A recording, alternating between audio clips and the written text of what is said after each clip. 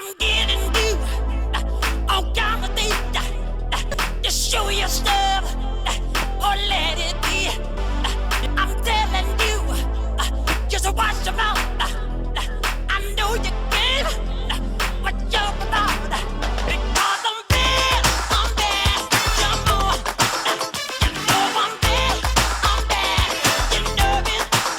You know I'm bad, come on, you know. And the whole world has to answer right now to tell you once again who's bad.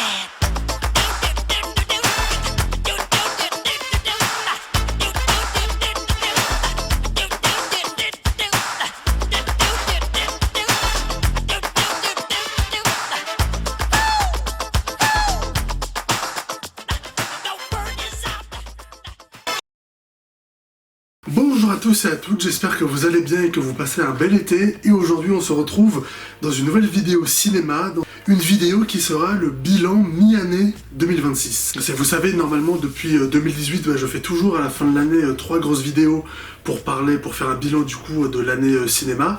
Et normalement je fais toujours une vidéo de récapitulation pour parler de tous les films que j'ai vus dans l'année. Et c'est toujours des grosses vidéos à faire en termes de tournage et en termes de montage. Et avec les vidéos aussi des meilleurs et des pires films, du coup ça fait 3 grosses vidéos qui font 30-40 minutes que je dois faire et sortir en quelques semaines à la fin de l'année. Donc depuis 2023, du coup, ça fait un moment que je me dis qu'il faudrait que je coupe du coup cette vidéo de récapitulation en deux, que je fasse un bilan de mi-année. Et du coup là enfin cette année en 2026 je m'y mets parce que j'ai vu quand même pas mal de films.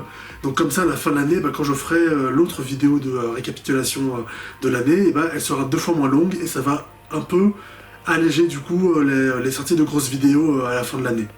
Et donc du coup dans cette vidéo, du coup dans ce bilan mi-année, je vais parler de tous les films que j'ai vus en 2026, de janvier jusqu'à fin juin. Et donc d'abord, on va commencer avec des films qui sont sortis en 2025, donc fin 2025, mais que moi j'ai vu début 2026.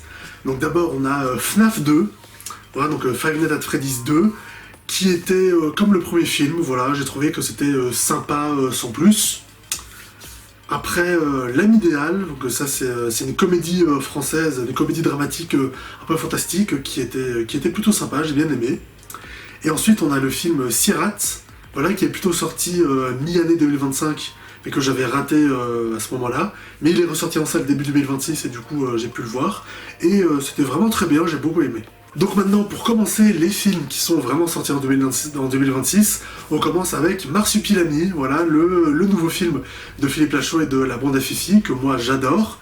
Et j'ai surkiffé ce film, voilà, c'est comme à chaque fois, ils ont fait un film vraiment très très drôle, voilà, une blague à chaque scène, et moi j'ai rigolé à chaque fois pendant tout le film, ça passe super bien, c'est très divertissant, très généreux, il y a beaucoup de blagues, beaucoup d'événements, beaucoup d'actions aussi, notamment vers la fin, c'était vraiment super et j'ai vraiment adoré. Ensuite, N121, Bus de nuit, alors ça aussi c'est un film français, c'est un thriller, et c'est un film que j'ai vraiment beaucoup aimé, voilà, c'est un thriller français, mais qui change des thrillers policiers qu'on peut voir d'habitude. Là, on suit du coup un groupe de personnes dans un bus de nuit et tout qui quitte la ville pour aller en banlieue, et ça va dégénérer à l'intérieur. Hein. Alors je vous dis pas trop comment, parce que je révèle pas, parce qu'il y a pas mal d'éléments du scénario qui sont importants, donc je vous dis pas trop comment ça dégénère ni pourquoi, mais voilà, ça va dégénérer, donc du coup le bus va se retrouver rempli d'otages, à cavaler dans la ville poursuivi par les policiers. Et j'ai trouvé le film vraiment très très bien, voilà, donc comme j'ai dit, ça change des autres thrillers français, le film est vraiment prenant, hein. Moi j'étais vraiment happé par le film, ça marche très bien, les personnages sont vraiment tous très bien, que ce soit les personnages principaux et aussi tous les otages, justement, les personnages secondaires qui ont tous leur personnalité, qui vont réagir différemment, et c'était vraiment bien comme film, voilà, il y avait de l'action, il y avait de la tension, c'était vraiment prenant.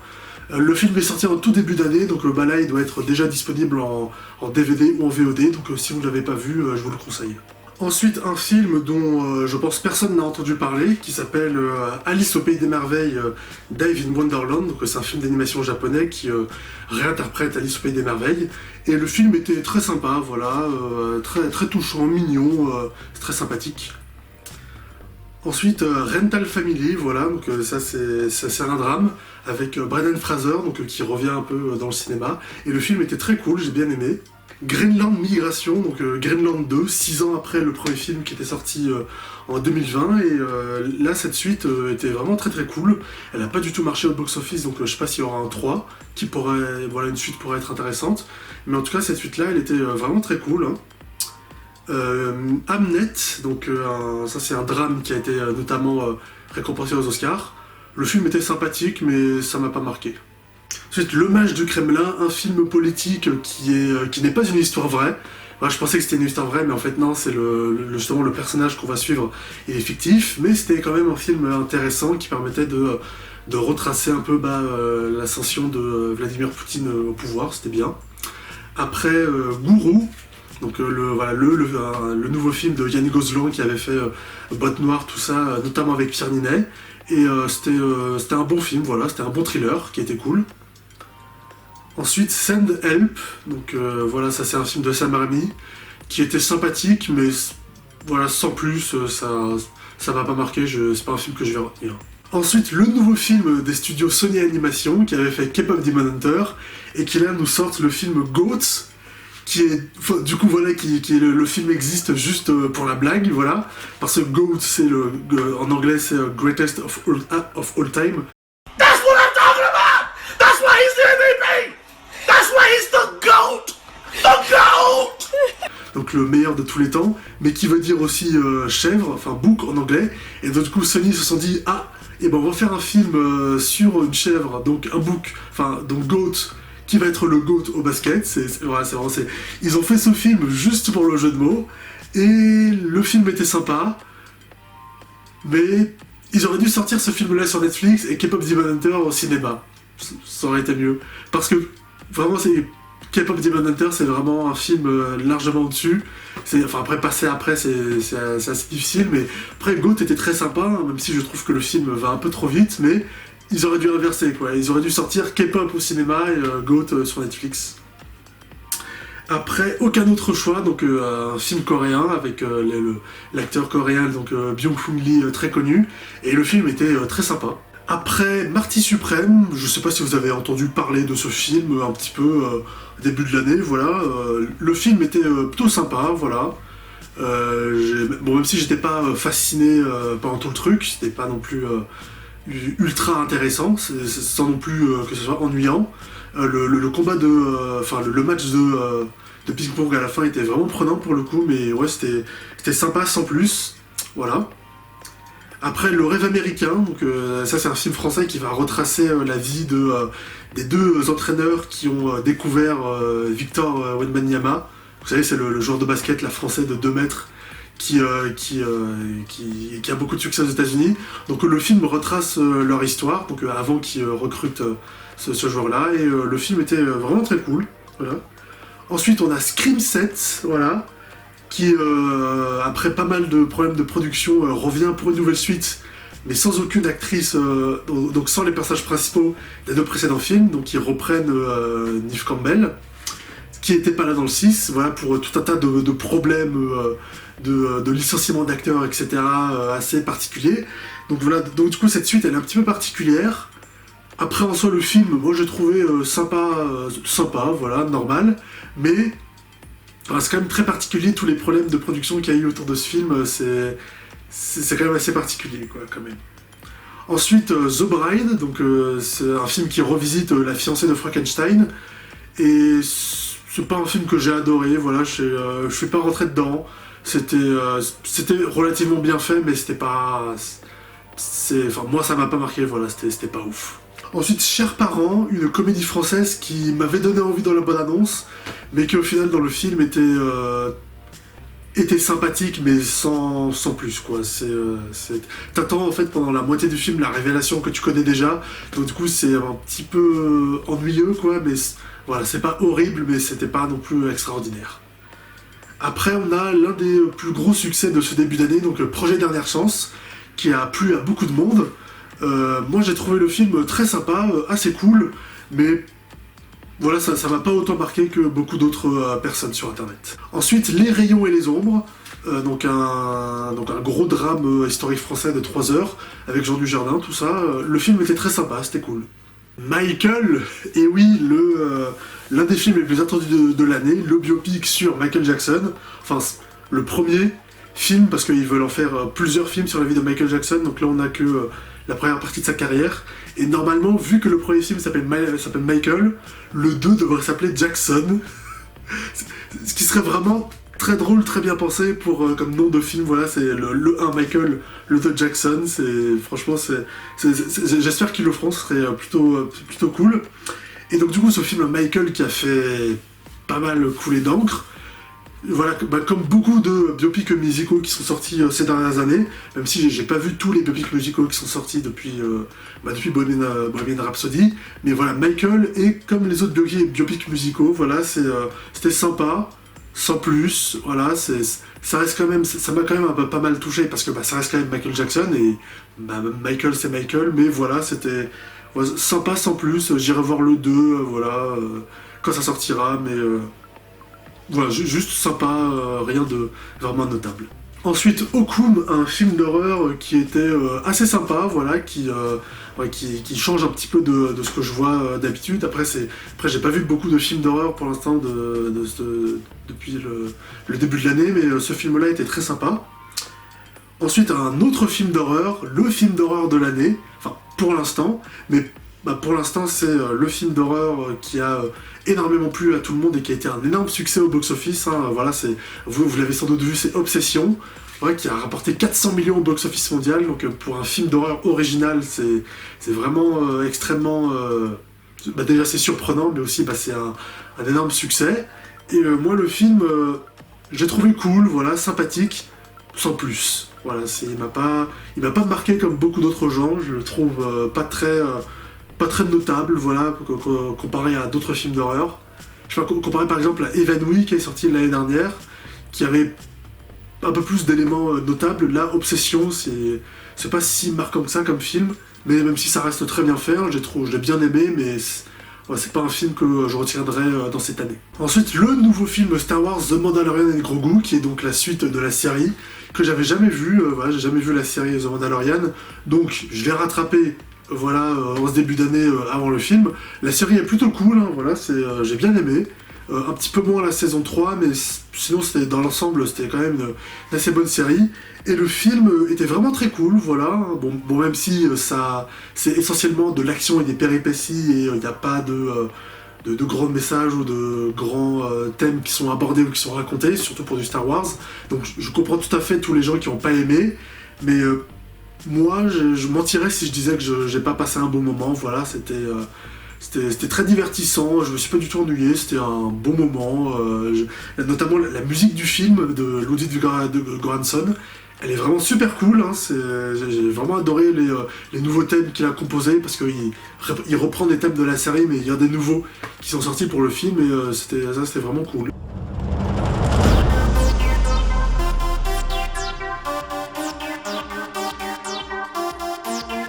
Après Mata, donc un autre thriller français que j'ai vu, qui est dans un style un peu différent, et qui était aussi vraiment pas mal, hein, voilà, donc là non plus c'est pas un thriller français autour de policiers, c'est autour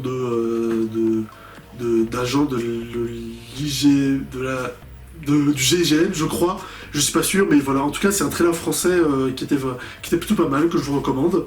Disclosure Day, le nouveau film de Steven Spielberg, voilà, donc qui revient 4 ans après The Fabelmans, donc là encore une fois il fait un nouveau film de science-fiction, encore sur des extraterrestres, donc 20 ans après la guerre des mondes quand même, et c'était un nouveau film tout à fait respectable, voilà, que j'ai bien aimé, qui était très très cool, voilà, encore une fois c'était vraiment, j'ai trouvé que c'était vraiment bien de la part de Steven Spielberg, hein, sans non plus que je sois transcendé par le film, mais ça reste quand même très très bien venant de sa part. Ensuite, Le Vertige, le nouveau film de Quentin Dupieux. Alors Quentin Dupieux, il y a plusieurs de ses films que j'avais bien aimés en 2022-2023, et en 2024 aussi, il y avait Dali que j'avais bien aimé. Et le deuxième acte aussi, c'était bien. Mais l'année dernière, L'accident de piano, ça, j'avais pas du tout aimé. Et là, du coup, Le Vertige, donc il revient avec un nouveau délire, entre guillemets. Et ce nouveau film, là, pour le coup, je l'ai bien aimé. Voilà, ça, c'était sympa, good vibe, c'était fun. Voilà, ce nouveau film-là, j'ai bien apprécié, c'était vraiment cool.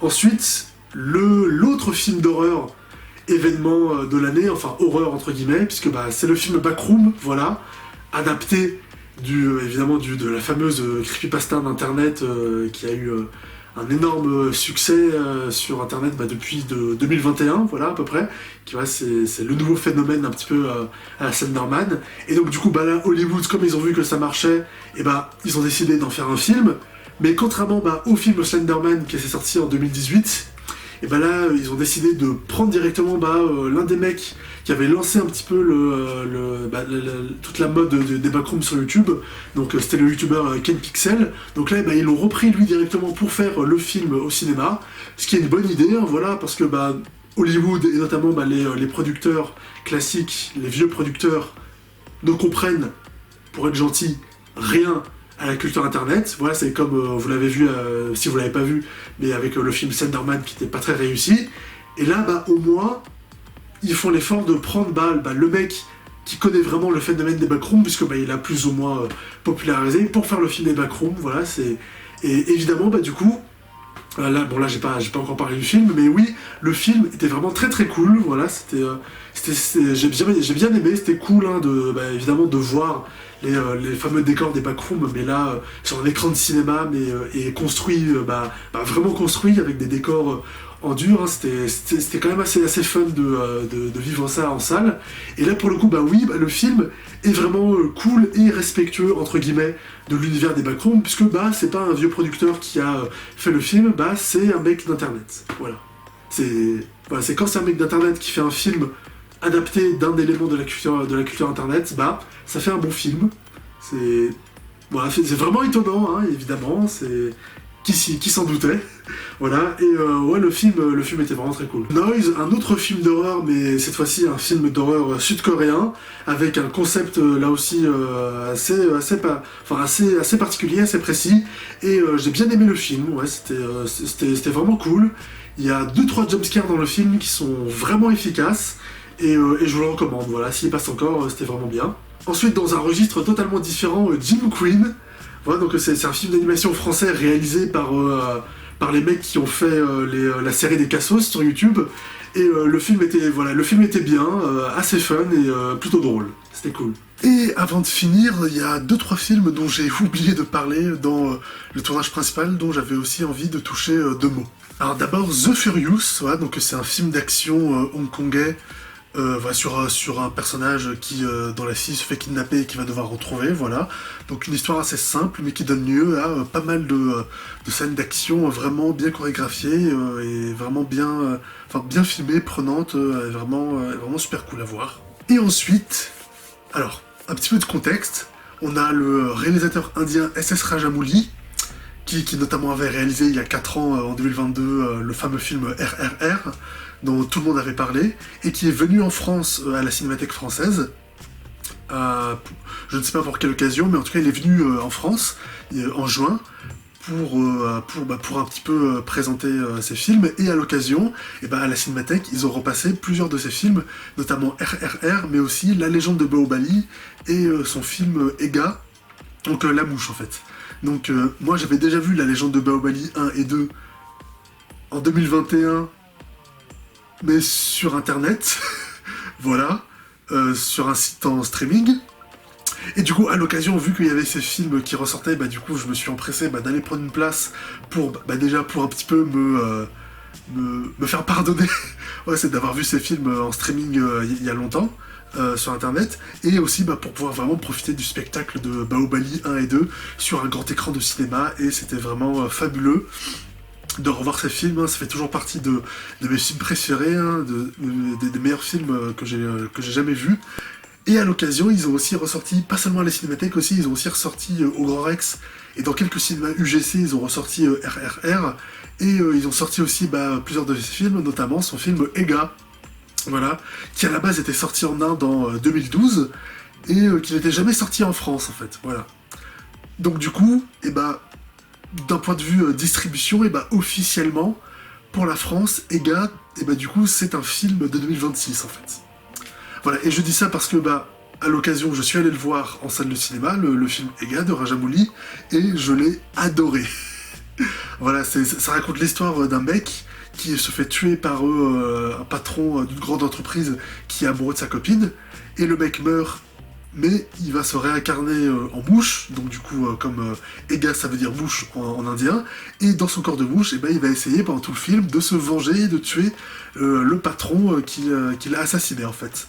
Et même avec un pitch comme ça, le film était vraiment super cool, quoi. Il est vraiment très très drôle.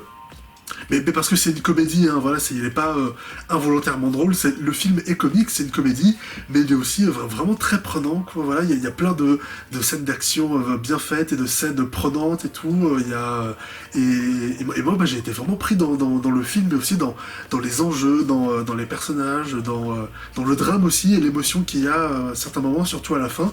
C'était vraiment prenant comme film, et très divertissant, et vraiment très fun, et je l'ai adoré.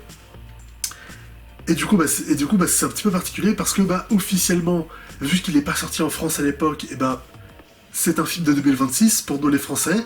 Et du coup, vu que je l'ai adoré, je me dis, est-ce que je devrais le mettre dans un top des meilleurs films à la fin de l'année, top des meilleurs films de 2026, quoi. Même si le film est sorti il y a 14 ans en Inde, pour nous, c'est un film de 2026, d'un point de vue distribution. Et vu que je l'ai adoré, et que ça fait, pour l'instant, ça fait partie des meilleurs films que j'ai vus cette année, quoi, j'ai adoré ce film. Est-ce que, du coup, à la fin de l'année, je dois le mettre dans un top, du coup, un top des meilleurs films? Je suis encore en train de réfléchir, voilà, je suis pas sûr. Voilà, parce que, en même temps, j'ai adoré le film, mais en même temps, il est sorti il y a assez longtemps en Inde.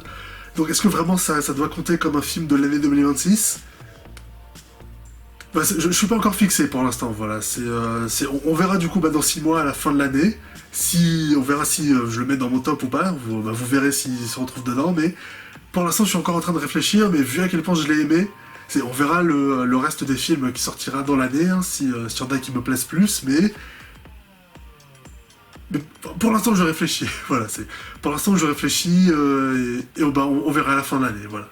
Et enfin on va terminer cette vidéo avec le nouveau film d'Illumination, enfin le dernier film d'Illumination parce qu'ils ont sorti Super Mario Galaxy en avril, donc le nouveau film des Mignons et des Monstres, qui est le 3e film des Mignons, et j'ai beaucoup aimé ce 3e film, voilà, c'est le meilleur film de la trilogie des Mignons pour l'instant, et c'était vraiment très très bien, voilà, il y a tout un hommage au cinéma hollywoodien des débuts, donc des années 20-30, et le film était vraiment très très cool, assez drôle, là pour le coup il y avait une vraie bonne histoire qui était racontée, contrairement au premier film des Mignons qui était que une suite de sketchs. Là pour le coup ce film là était vraiment très très bien, j'ai beaucoup aimé.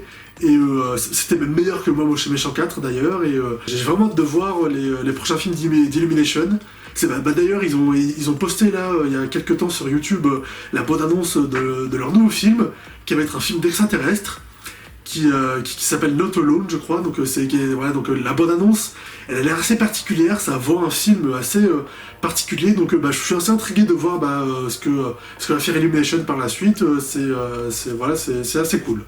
Donc voilà, c'est tout pour l'instant, voilà, c'était tous les films que j'avais vus pendant dans cette première moitié de l'année 2026, et donc on se retrouvera en décembre, à la fin de l'année, pour l'autre moitié du coup de cette année cinéma. Merci beaucoup à vous d'avoir regardé ma vidéo jusqu'au bout, likez-la si ça vous a plu, et n'hésitez pas à me dire dans les commentaires ce que vous avez pensé de tous les films dont j'ai parlé, partagez ma vidéo sur les réseaux sociaux, et abonnez-vous pour ne pas manquer toutes mes prochaines vidéos. Salut!